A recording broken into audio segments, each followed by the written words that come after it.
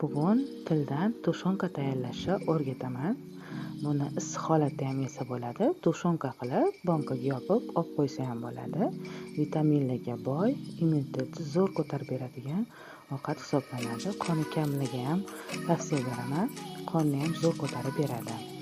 Tillarni olib, yaxshilab yuvib olamiz. Yuvilgan tillarni qaynab turgan suvga ozginaga solamiz.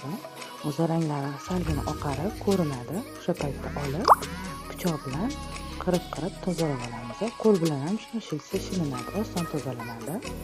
Hamma tillarimizni yuvib tozalab olganimizdan keyin o'zingizga qulay qilib to'g'rab olasizlar. Men shunaqa shaklda to'g'rab chiqdim.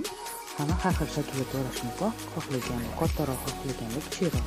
Men yosh bolalarim bo'lgani uchun maydaroq qilib to'g'rab chiqdim. Ham bankaga solishga ham osonroq bo'ladi.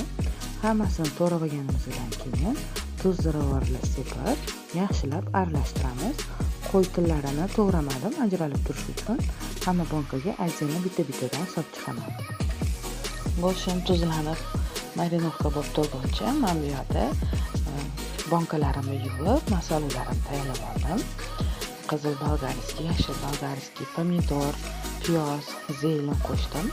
Hammasini bankaga solishga udobniy qilib to'g'rab, birin-ketinlikda bankalarga terib chiqamiz. Birinchi qora murch, dumaloq, lavr barglaridan soldim. Ketidan go'shtlarimni terib chiqdim. Ustidan bitta-bittadan qo'y tilidan soldim. Qo'y tili menda 8 ta edi, 8 ta banka chiqdi.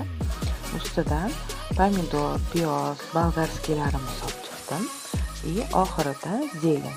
Zeytinimni to'g'ramadim, butiligicha soldim. Ta'm berish uchun oxirida olib tashaladi. Bankalarimiz tayyor. Ortiqcha suv solmaymiz. O'zi mana shu pomidor, piyozlarning o'zini suvi chiqadi, sho'rvali bo'lib chiqadi. Qopqog'ini yaxshilab yopamiz va qozonga terib chiqamiz. Ustidan muzdek suv quyib, bankalarimizni yarmidan sal teparoq suv bo'lishi kerak. Qozonni qaynab chiqqandan keyin qopqog'ini yopib, miltillagan olovda 6 soatda pishiramiz. 6 soatda tushunkalarimiz tayyor, sho'rvali bo'lib, zo'r bo'lib chiqadi. Vitaminlarga boy, vitaminlarning hammasi o'zini ichida. Qoni kamligi ham bersanglar bo'ladi. Immuniteti tushib ketgan odamlarning immunitetini ham zo'r ko'tarib beradi.